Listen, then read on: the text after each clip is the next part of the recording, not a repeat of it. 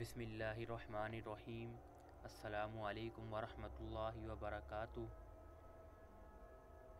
آج ہمارا آسان تجوید القرآن کورس کا تیسرا سبق ہے۔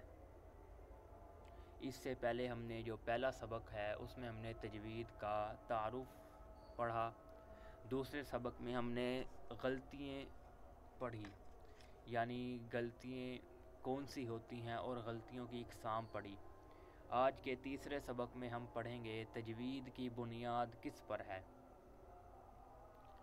تجوید کی بنیاد الف سے یا تک کے حروف ہیں جنہیں حروف تہجی کہتے ہیں، حروف الحجہ بھی کہتے ہیں۔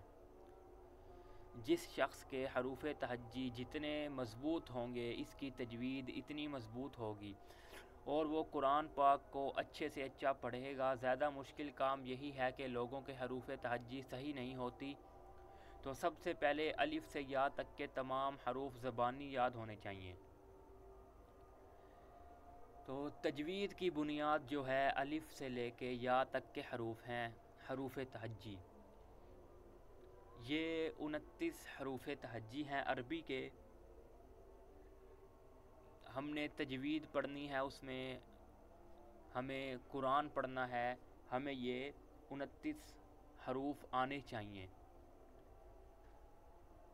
اگر ہمیں یہ صحیح طرح آتے ہیں پھر ان کا مخارج سیکھ سکیں گے ہم۔ جب مخارج آتا ہوگا تو ہم قرآن کو صحیح طریقے سے پڑھ سکیں گے۔ اگر ہمیں یہ نہیں یاد تو ہم قرآن کو بھی صحیح طرح نہیں پڑھ سکتے۔ آگے حروف تہجی ہیں،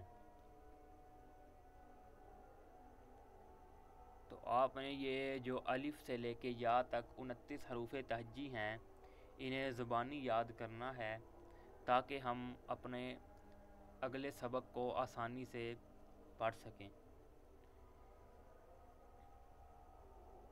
آج کے لیے بس اتنا ہی۔